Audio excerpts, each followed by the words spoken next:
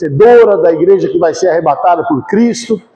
Igreja é uma instituição que deu certo. Por que que a igreja se estabelece? A igreja é fundada, teologicamente, o entendimento que a igreja ela é fundada no dia de Pentecostes. Quando aquelas 120 pessoas estão reunidas e elas recebem o Espírito Santo, a partir daquele momento, quando Pedro sai de lá e começa a pregar, 3.000 pessoas aceitam Jesus e eles começam a viver na comunidade dos cristãos. A princípio, a primeira vez que foi chamado de cristãos foi em Antioquia, mas já na época, logo após o Pentecostes, logo após a conversão daquelas 3.000 pessoas, eles eram chamados de O Caminho, né? Então as pessoas chamavam da seita chamada O Caminho. Mas aquelas pessoas, elas tinham algo especial. Irmãos, pense comigo, você acha que deu tempo daquelas 3.000 pessoas, elas passarem por um curso de batismo, elas passarem por uma escola bíblica, elas terem conhecimento teológico? Não! De repente a igreja tinha 120, no outro dia tinha 3.120. Né? Uma igreja que teve um crescimento, talvez a igreja que teve o crescimento mais explosivo da história. Então essa igreja que deu certo, ela tem que estar estabelecida sobre bases. Para algo dar certo, tem que ter alicerce, tem que ter base. E se nós queremos que a nossa igreja funcione, que a nossa igreja dê certo, que a nossa igreja cresça, que a nossa igreja não seja impedida pelo inferno, que o Coliseu não parou a igreja, o inferno não parou a igreja, se nós não queremos, nós precisamos ter a mesma base. Depois, nós podemos melhorar, podemos completar, mas nós temos que pegar qual a igreja que deu certo. Como que funciona a igreja que deu certo. E nós vamos ver aqui características de uma igreja que deu certo. Atos, capítulo 2, versículos 42 a 47. O tema dessa mensagem é igreja. Na verdade, não era. Ela ia chamar, o tema da mensagem é Igreja Apostólica Quadrangular. Mas eu não coloquei, porque ia ficar no jogo de palavras aí. Então, ficamos como a igreja. A igreja apostólica, diz assim, Atos capítulo 2, a partir do versículo 42 até o 47, eu vou estar lendo para você. E perseveravam na doutrina dos apóstolos, na comunhão, no partir do pão e nas orações. Em cada alma havia temor. E muitos prodígios e sinais eram feitos por intermédio dos apóstolos. Todos os que creram estavam juntos e tinham tudo em comum. Vendiam as suas propriedades e bens, distribuindo o produto entre todos à medida que alguém tinha necessidade. Diariamente, perseveravam unânimes no templo, partiam de casa em casa e tomavam as suas refeições com alegria e singeleza de coração, louvando a Deus e contando com a simpatia de todo o povo. Enquanto isso, acrescentava-lhes o Senhor, dia a dia, os que iam sendo salvos. Amém? Essa é a igreja base. É daqui que a instituição igreja, ela vai crescer, ela vai formar uma igreja forte, porque logo, logo vai começar a perseguição, e aquela igreja que não temia a perseguição, aquela igreja que não temeu Roma, aquela igreja que foi forte e foi perseguida e foi espalhada, ela tem a sua base nesse texto. Quais as características dessa igreja? Primeira, ele já começa dizendo, a primeira palavra que eu quero trazer ao seu coração, e que você, se você quer fazer parte de uma igreja, você vai entender o que está dizendo aqui. Começa o texto no versículo 42, diz assim, e perseveravam. Amados, aqui está o segredo. Tudo que vem depois é consequência. Perseverar é o segredo da vida. Perseverar é o segredo da conquista. Ninguém vence se não persevera. Perseverar é insistir. João 15, quando Jesus fala assim, eu sou a videira verdadeira, meu pai é o agricultor, e todo aquele que está em mim dá frutos, do versículo 1 até o versículo 15, 13 vezes ele fala assim, permanecer. Então permanecer, perseverar, é o grande segredo da sua fé. Nada pode te abalar. O Coliseu não parou a igreja. Os leões não pararam a igreja. O inferno não parou a igreja. Por que não parou, irmão? Porque não teve luta? Foi fácil entrar? Você já imaginou abrindo uma jaulinha e você no meio de um estádio cheio de pessoas torcendo para o leão? Os leões jogavam em casa, né? Como diz o time de futebol, né? Quem joga em casa tem vantagem. Quem jogava em casa, os leões. As pessoas torciam para os leões devorarem os cristãos. Isso não parou a igreja. Aqueles que estavam lá morreram, mas os outros perseveravam. Corriam o risco de ir para os leões? Corriam, mas perseveravam. Quantas e quantas pessoas tiveram lutas na vida e hoje venceram, ou estão lutando e vão vencer, por quê? Porque perseveraram. Tudo que o diabo faz é para que a gente venha desistir. O antônimo de perseverar, tecnicamente não é desistir, mas teologicamente é desistir. Quem não persevera desiste e perde. Quem persevera vence. Porque no fim, a palavra de Deus diz que o Senhor é o vencedor. Aquele que crê é um vencedor. Então, primeira coisa, por que a igreja deu certo? Porque eles perseveravam. Perseveravam em quê? Primeiro, na doutrina dos apóstolos. Naquilo que os apóstolos ensinavam. Eles criam naquilo que os apóstolos ensinavam. Amados, se você crê, nós procuramos aqui nesse altar, seja quem for, nós tivemos a campanha 12 dias, tivemos os irmãos da igreja pregando, tivemos alguns pastores amigos que nós trouxemos, e nós temos muito cuidado, muito carinho com esse altar, de sempre estar aqui, levando a palavra de Deus, a doutrina, a sã doutrina. Os apóstolos aprenderam com Cristo, e os apóstolos ensinavam a igreja.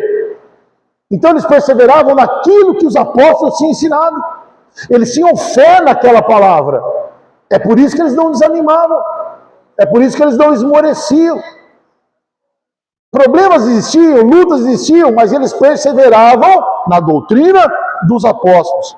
Eles perseveravam na comunhão. O que é comunhão? Você vai ver depois, daqui a pouquinho mais, mas estavam juntos. Comunhão é estar juntos, ter as coisas em comum. Irmão, comunhão não é uma coisa fácil, não. Essa pessoa que está do seu lado, ela é diferente de você. Ela talvez seja mais metódica, mais relaxada, mais compromissada, menos compromissada. Marta e Maria eram irmãs. Jesus vai na casa delas. Jesus chega na casa, uma já começa, e vai arrumar a roupa, vai arrumar a cozinha, já vai fazer um pão, já vai fazer um café, estou conjecturando, né? Já vai fazer um bolinho para Jesus. Tá? A outra senta e vai ajudar a ouvir o que Jesus tem para falar. Duas irmãs, irmãos. E eu já fiz uma mensagem dessa, é uma realidade. Marta incomoda Maria e Maria incomoda Marta. Não é verdade? Os maridão. O maridão está em casa, assistindo televisão, o jogo de futebol. A esposa quer dar aquela ordem na casa. E a esposa fala assim, ô cidadão, vai dar uma força? A esposa está incomodada porque precisa fazer os serviços e o marido não quer fazer. E o marido está incomodado porque ele quer ficar quieto, tudo que ele quer é que a esposa sente do lado dele e assista televisão com ele. Porque Marta incomoda Maria e Maria incomoda Marta. Tem um irmão da igreja que ele quer orar, ele quer ir no monte, ele quer o outro quer só ficar sentado. Aí o pastor quer que faz célula, o pastor não quero isso, incomoda, a comunhão é difícil, irmão. Comunhão é uma coisa complicada, precisa perseverar. Senão, você vai ficar de galho em galho, procurando alguém que seja igualzinho a você. E gente igual a você, muita gente igual a você, é muito chato. Como eu sempre digo, né? O zoológico dos leões. Leão é a coisa mais linda numa jaula. Porque se em 2 jaulas tiver leão, na terceira leão, na quarta leão, é muito chato. O zoológico é legal porque tem leão, tem macaco, tem coruja, tem zebra, tem várias coisas diferentes. Então, comunhão é uma coisa que tem que se perseverar. Olha para o irmão desse lado e fala assim, eu aguento você.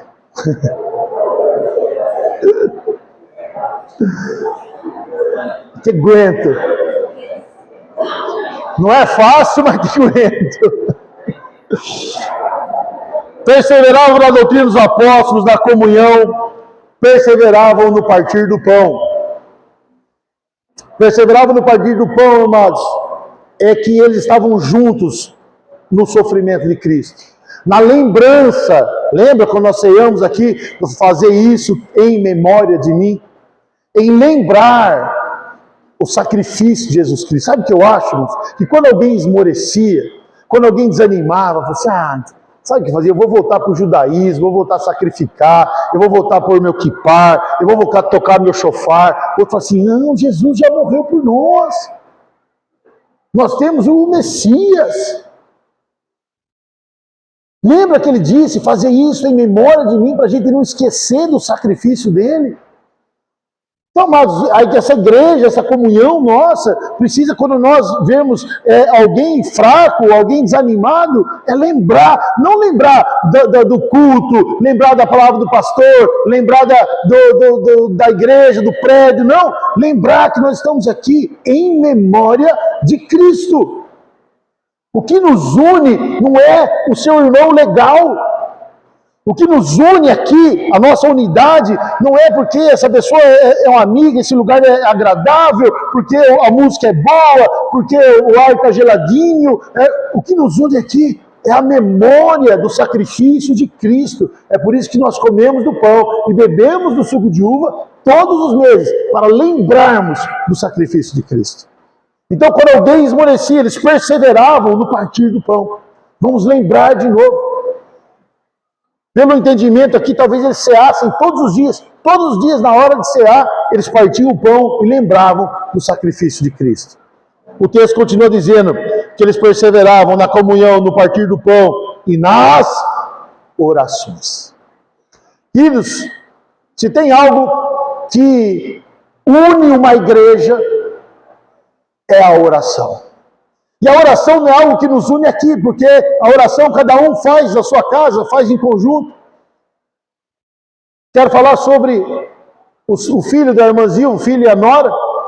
Semana passada, há 15 dias mais ou menos, né, irmã? Eles foram passar o final de ano na casa da sogra e na volta de moto, vindo de Novo Horizonte. O caminhão baú cortou a frente deles. E ele deu na estrada com tudo no caminhão, a ponto da figura dele, do corpo dele ficar marcado no baú do caminhão. Ela disse que tem a foto, o baú do caminhão e o corpo marcado. A moça quebrou o fêmur, o joelho, o nariz. O menino dela teve um sangramento interno, baço, fígado, quebrou também o pulso. Automaticamente, quando ela soube do acidente, ela estava contando para mim, a domingo passado uma parte, hoje outra, ela entrou em desespero. Que mãe não entra? Não é verdade? Quem que não entra? Porque primeiro que você não sabe o que está acontecendo quando passa uma notícia, né? Que o filho sofreu um acidente. Automaticamente, o que ela fez? Ela falou assim para mim, pastor, liguei o grupo de intercessão e liguei para o senhor para orar. O nosso grupo de intercessão começou a orar, nós oramos, a igreja orou, e para a honra e glória de Deus, eles passaram pelo UTI e estão em casa, em nome de Jesus. Você pode aplaudir Jesus por isso?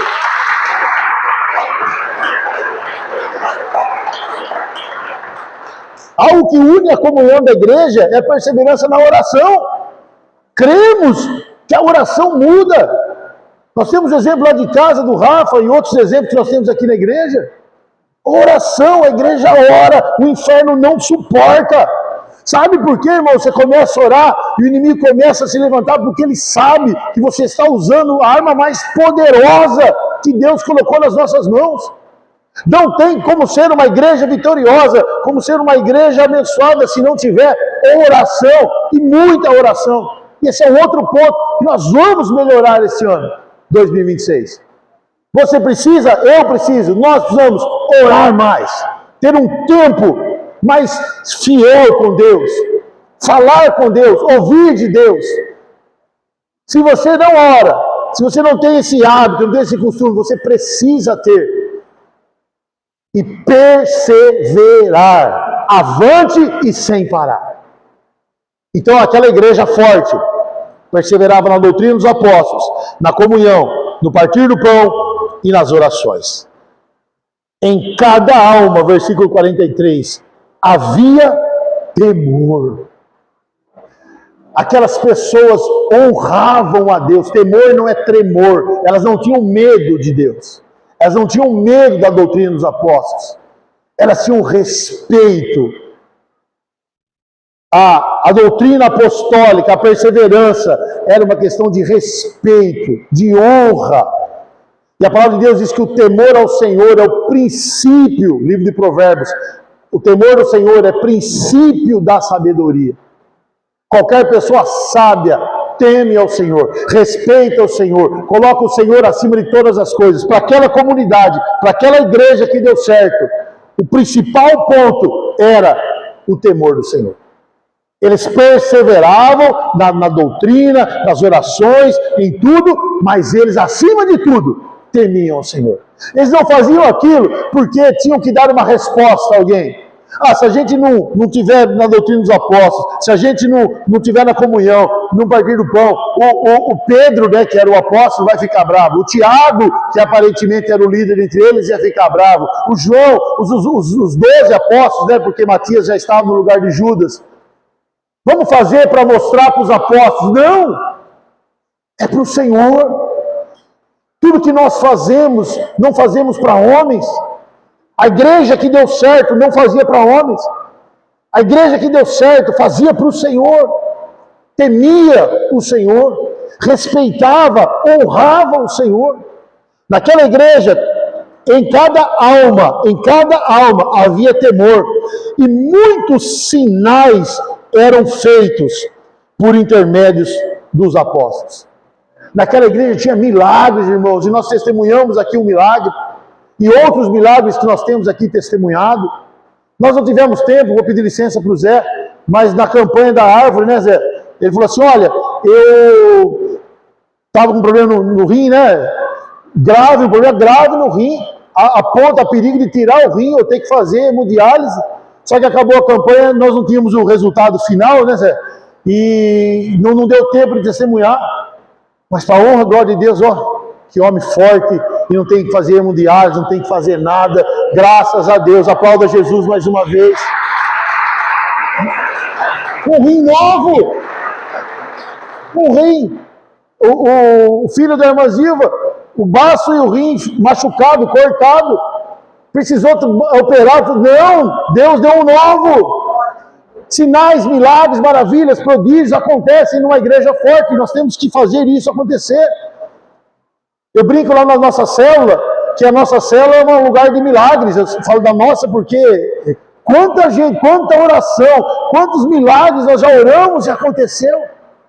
Depois vem daí na outra terça-feira, era de quinta, agora de terça, testemunhando, olha, aquilo que nós oramos, Deus já entrou com a providência, o milagre já aconteceu. Uma igreja é movida a milagres. Então não tenha medo do seu problema, esteja acontecendo o que puder estar acontecendo, seja na sua vida física, seja na emocional, relacional, qualquer área da sua vida. A palavra de Deus diz assim, quando os apóstolos chegaram e viram um menino cego de nascença, os apóstolos perguntaram para Jesus, Senhor, quem pecou? Que a gente tem essa mania, né? Se eu estou sofrendo, quem já não falou isso? Senhor, o que eu fiz de errado para estar pagando esse preço? O que eu fiz de errado para estar sofrendo? Jesus falou assim, ninguém pecou. Isso é para que se manifeste a glória de Deus. Então as lutas, os problemas, as dificuldades, elas vêm, mas os milagres acontecem para que a glória de Deus se manifeste na sua vida. Amém? Então, se você precisa de um milagre, ore, porque você está numa igreja forte. Amém? Outra coisa que diz aqui, todos que criam, em cada alma havia temor, muitos prodígios eram feitos por intermédio dos apóstolos, todos os que creram estavam juntos e tinham tudo em comum. Isso é algo muito interessante e claro que são sociedades diferentes. Mas, amados, na igreja de Cristo, ninguém passava necessidade. Olha o que diz. Depois, vendiam suas propriedades e bens, distribuindo o produto entre todos, à medida que alguém tinha necessidade. Irmãos, eu falo isso para as pessoas que aqui estão, às vezes vão conversar comigo. Ah, pastor, tô com um problema, eu tô doente, Eu falo, queridos, se você faz parte dessa igreja, você não vai passar necessidade. A sua necessidade será suprida. Há muito tempo atrás, começo da igreja, nós tivemos um irmão, ele tinha um filho, tinha algumas necessidades, e a esposa ficou grávida. E aí ele veio falar para mim, pastor, a minha esposa está grávida. Eu falei, irmão, fique em paz.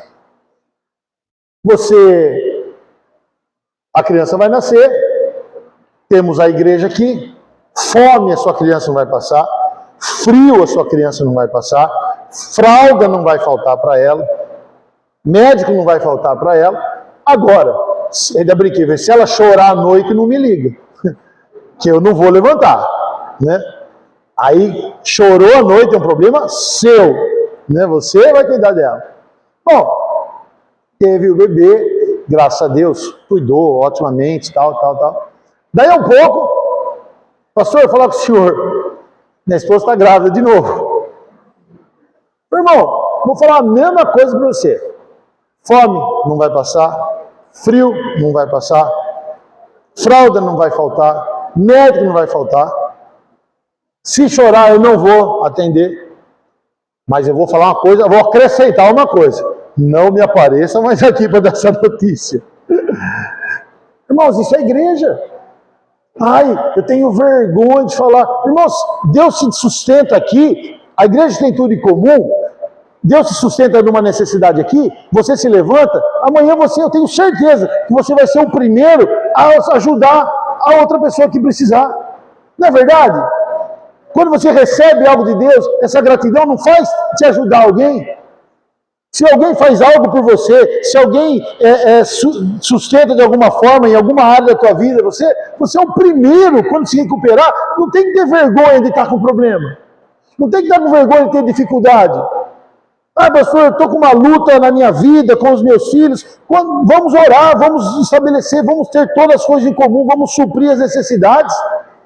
E quando outra pessoa que você estiver forte, recuperado, é por isso que a Bíblia diz, quando está um fraco, o outro está forte.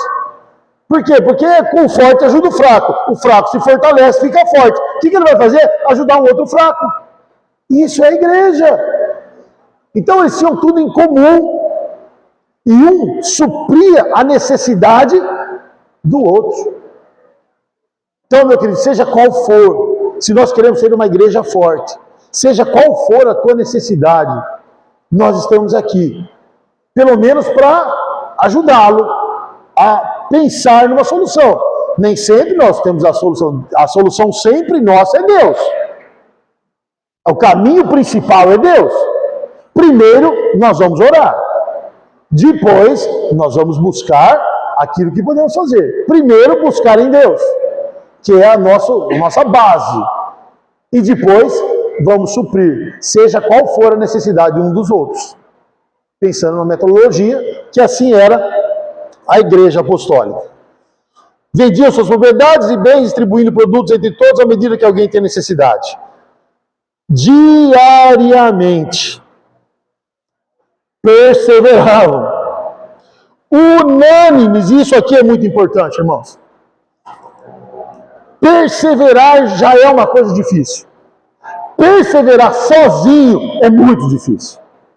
Aquela igreja dava certo porque eles perseveravam unânimes, todos. Como é duro ver o povo trabalhando e gente parada. Você tentando perseverar e o outro nem aí. O seu ânimo, a sua força de vontade, a sua presença, por isso que eu falo, outro dia eu falei numa reunião de liderança, falei na igreja, Nós temos aqui o culto de quarta-feira, aí vem um visitante, pouca gente, e aí a pessoa fala assim, oh, mas essa igreja parece... Não, a igreja é boa, mas, sabe, a pessoa não viu perseverança. Perseverança é em unanimidade. Então aquela igreja perseverava juntos.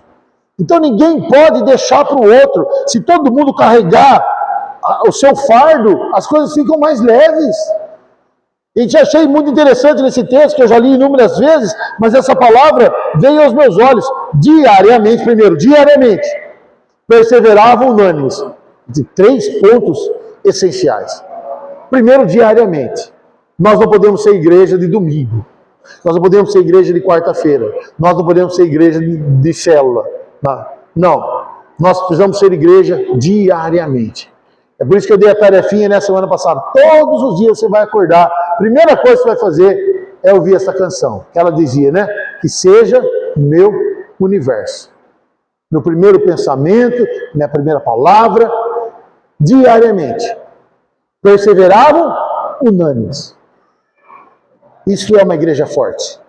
Que não deixa para o outro.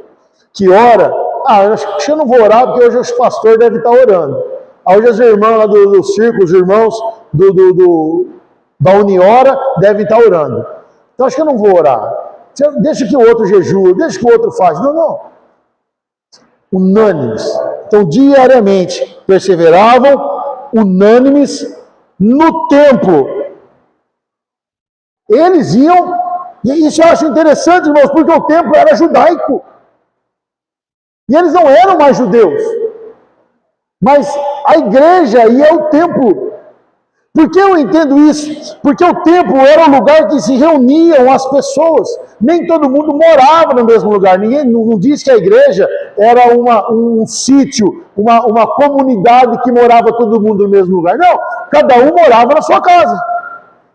Mas sabe o que eles faziam? Eles iam todos para o templo.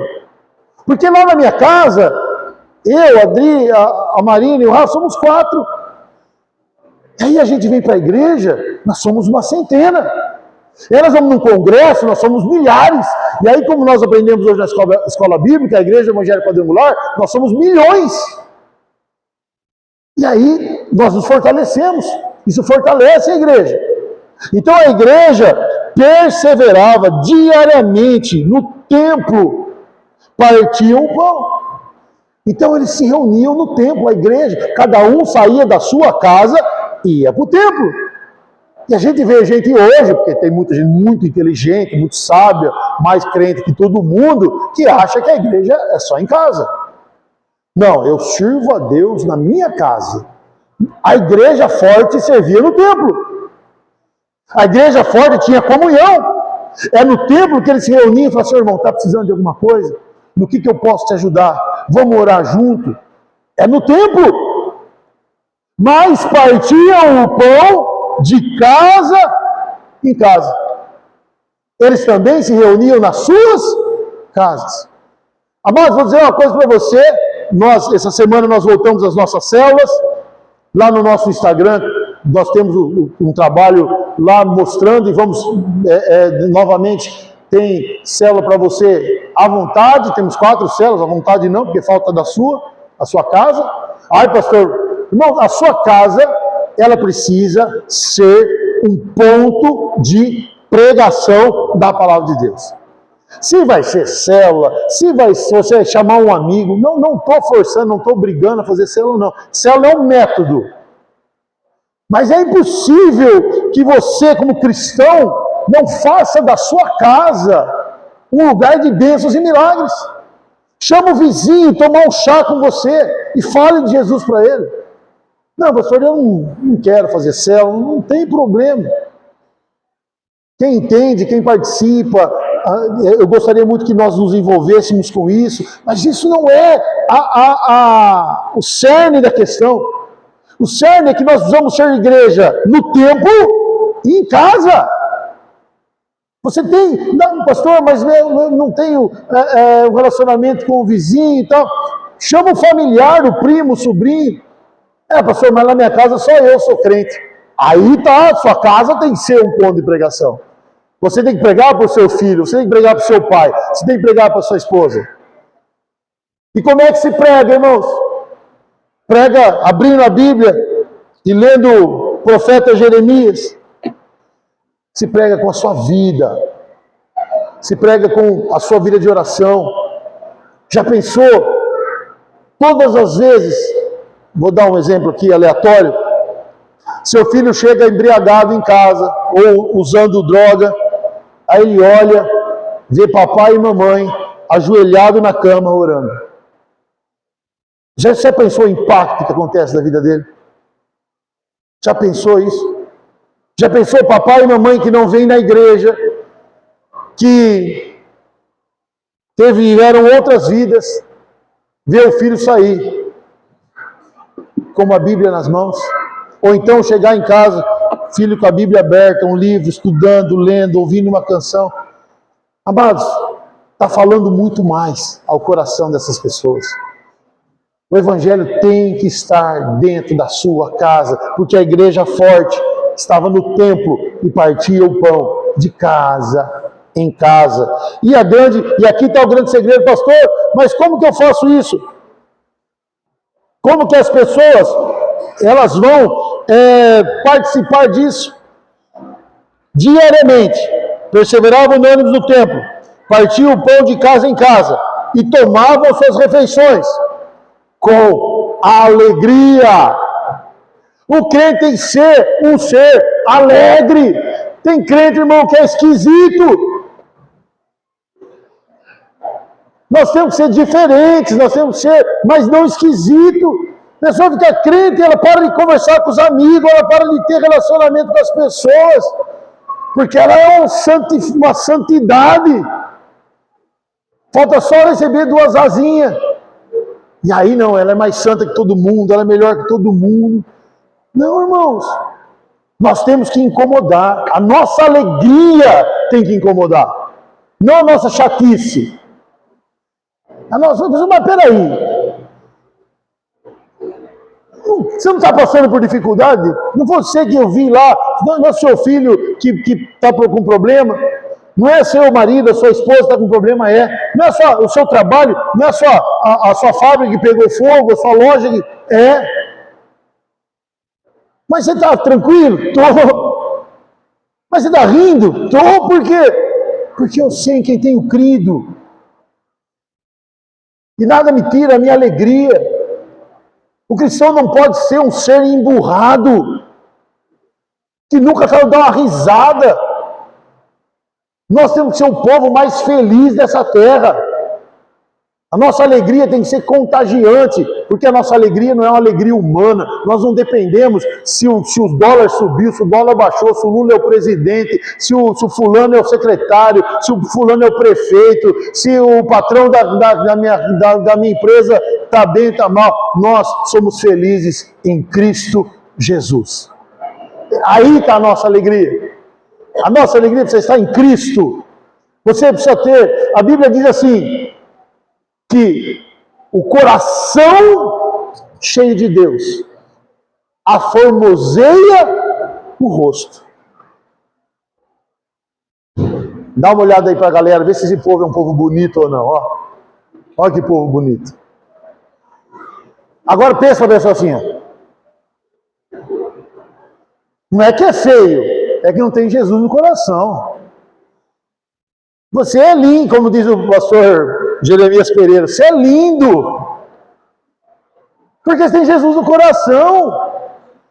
Jesus resplandece em você, brilha em você. Moisés, quando ele entrava na tenda orar, as pessoas ficavam admiradas, porque quando ele saía da tenda, o rosto dele brilhava. As pessoas têm que olhar para você e têm que ver um brilho sobrenatural, não uma carranca. Pode chegar no seu trabalho carrancudo, não pode estar o dia inteiro bravo. Por quê? Porque nós temos a alegria de Cristo. Então eles viviam, eles perseveravam com alegria. As lutas existiam, os problemas existiam, a perseguição existia, mas quando eles se reuniam, eles se alegravam e tomavam suas refeições com alegria e singeleza de coração, né? Um coração singelo, um coração sincero. Versículo 47. louvando a Deus. Era uma vida de louvor, de agradecimento, sabe, de gratidão. A minha família, eu já falei isso aqui desse testemunho, mas eu acho que cabe aqui para lembrar novamente. Nós tínhamos uma vizinha, uma senhorinha muito simples, ela chamava Dona Ana, e uma família com condições financeiras bem difíceis. E muitas vezes nós ajudamos a família, colaboramos, né? Às vezes minha mãe fazia um pouquinho mais de comida, levava para eles, que era uma família um pouco numerosa. Minha mãe depressiva, quase morrendo. Meu pai largado, meu pai não é ateu. Você perguntava para ele falava que era crente. Nunca tinha ido na igreja na vida, à toa. Eu, perdido.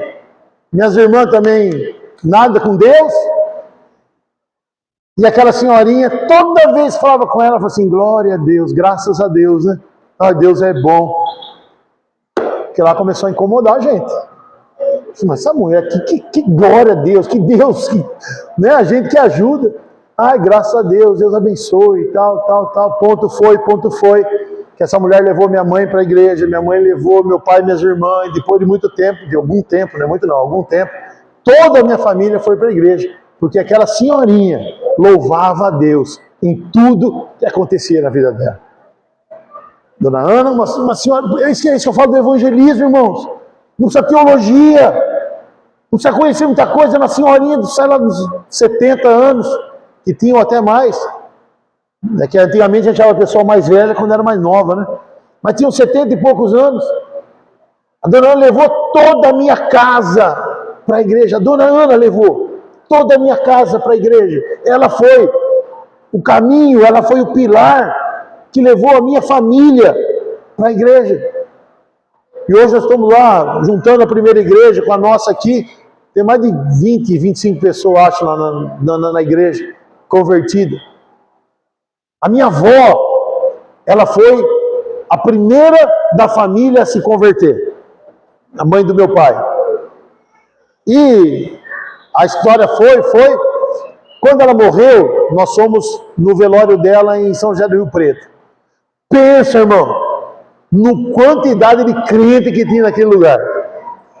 Acho que tinha, vou chutar baixo, uns 200 tinha. Teve hino da Assembleia, teve hino da congregação, teve oração da quadrangular, teve ofício fúnebre da Batista. É crente para tudo quanto é lado. Todo mundo da família hoje é cristão. Da minha avó, iletrada, sem conhecer nada. Mas louvando a Deus, nada pode parar a igreja quando ela é uma igreja que louva a Deus, que louva ao Senhor. Uma igreja alegre, uma igreja que fala de Jesus, uma igreja que proclama Jesus. Eu gosto, irmãos, claro, eu gosto da introspecção, eu gosto do hino que a gente pensa em Deus, o famoso, né, worship, que a gente derrama o nosso coração a Deus, eu gosto muito. Mas como eu gosto de adorar a Deus, de levantar a mão, de proclamar, de dizer que Ele é maravilhoso. Essa é uma igreja viva. Essa é uma igreja que louva a Deus e demonstra a sua alegria. Como uma igreja com essas características não vai ser uma igreja forte? E aí o que acontece? Diante de todas essas características, olha o que diz aqui, louvando a Deus e contando com a simpatia de todo o povo. As pessoas, e aí faz uma diferenciação da multidão e do clero, dos religiosos. O povo simples, o povo que não estava ligado na teologia, que não era o povo, o sinédrio, os judeus, os mais santos que os outros, que esses não gostavam da igreja. Por quê? Porque eles queriam ter um domínio, e a igreja não é um lugar de domínio, a igreja é um lugar de comunhão. Não esteja num lugar onde, e eu já preguei isso algum tempo atrás, você, na nossa igreja aqui, nossa característica, você não precisa de tapa, não precisa de freio e não precisa de cabresto.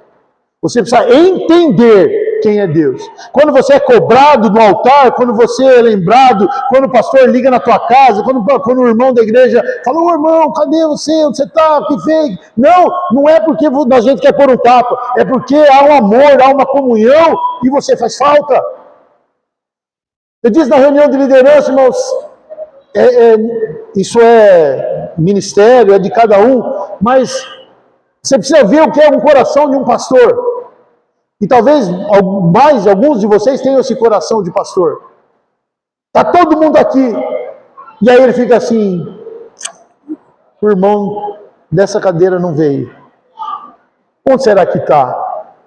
Será que está acontecendo com ele? Será que está passando por dificuldade? E você, aí você fala assim, ô pastor, eu estou aqui. O senhor está pensando em outra pessoa que não está aqui e eu aqui presente? A Bíblia conta que o pastor tinha 100 ovelhas. E aí uma se desgarrou. Esse pastor deixou 99, cuidadinha, guardadinha, e foi atrás da que estava perdida. Isso é coração. E eu peço a Deus que você tenha um coração de pastor. O filho pródigo, o filho mais velho, como nós pregamos aqui até outro dia, quando o filho pródigo sai, o pai ele quer o filho pródigo, mas o outro estava dentro da casa. Pai, mas eu estou aqui na casa, o senhor não está me vendo, o senhor nunca fez uma festa para mim. Filho, você está dentro da casa, você já é meu, tudo aqui é seu. Queridos, tudo aqui é nosso.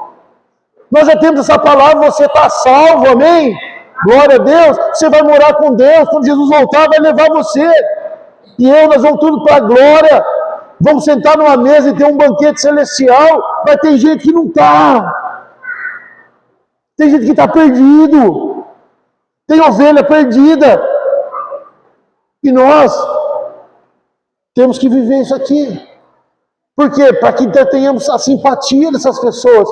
E elas conheçam esse Cristo que você conhece. Não vão ficar com birra um com o outro, achando problema do A, do B, e deixando de fazer o que tem que fazer. Não caia na cilada do inimigo, onde tira o teu foco, onde tira a sua concentração, onde tira a tua fé. Porque o irmão está aqui do lado, porque está incomodando, porque está apertado, porque isso, porque aquilo. E ele está tirando o foco daqueles que precisam ser salvos, das almas que precisam ser ganhas para o céu. Louvando a Deus, contando com a simpatia do povo, e automaticamente acrescentava-lhes o Senhor, dia a dia, os que iam sendo salvos. Amém? Que o Senhor acrescente a esta igreja, que esta igreja ela consiga o máximo possível se parecer com esta igreja, com a igreja do livro de Atos. Primeiramente, uma igreja cheia do Espírito Santo. Uma igreja que recebia a oração dos apóstolos, que milagres e maravilhas aconteçam, mas que, acima de tudo, nós tenhamos uma comunhão tão forte, que nós tenhamos um cuidado um com o outro tão forte, que as pessoas façam questão e queiram participar desta comunhão. E que o Senhor, não é você, não sou eu, mas o Senhor venha acrescentar aqueles que ainda serão salvos. Eu gostaria que você ficasse em pé.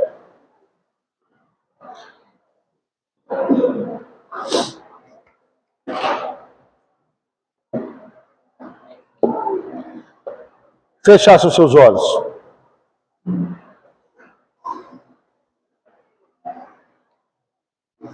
E que você pensasse naquilo que você ouviu nesta noite. E pedisse a Deus que você fosse uma peça desse quebra-cabeça. E que você dissesse a Deus que Ele pode contar contigo. Pastor, mas eu sou novo aqui na igreja, eu estou chegando agora, eu não entendi direito. Mas a simplicidade também é uma forma de pregar o Evangelho. Se você disser para alguém assim, olha, eu estive num lugar aonde Deus tocou no meu coração, Deus falou comigo, porque Deus não fala conosco todo o tempo. Mas se você chegar para alguém e dizer, eu estive num lugar onde Deus tocou no meu coração, falou comigo, você já está pregando, você está evangelizando.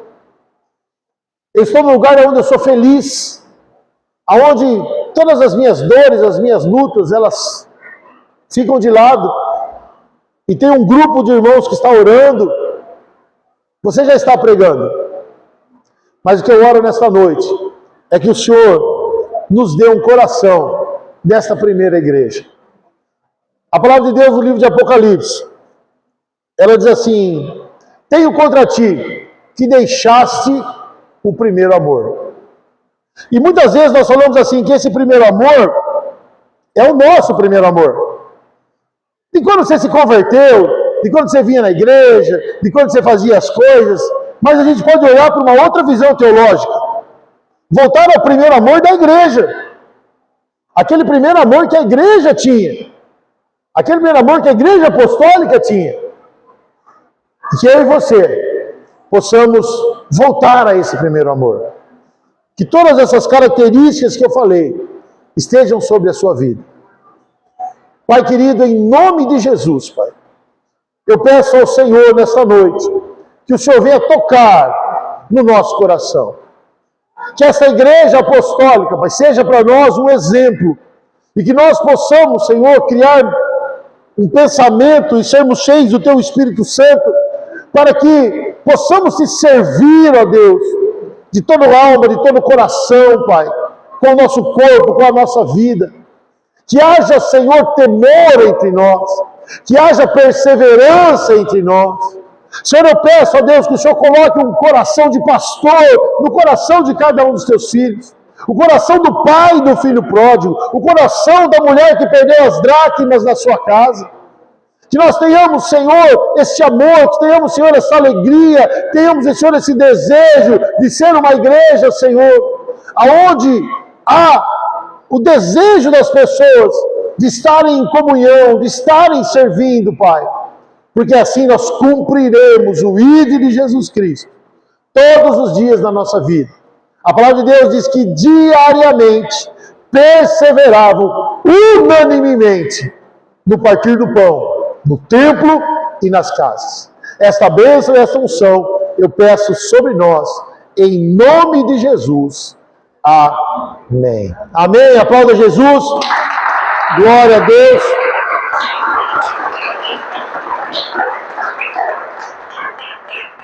Você pode se assentar.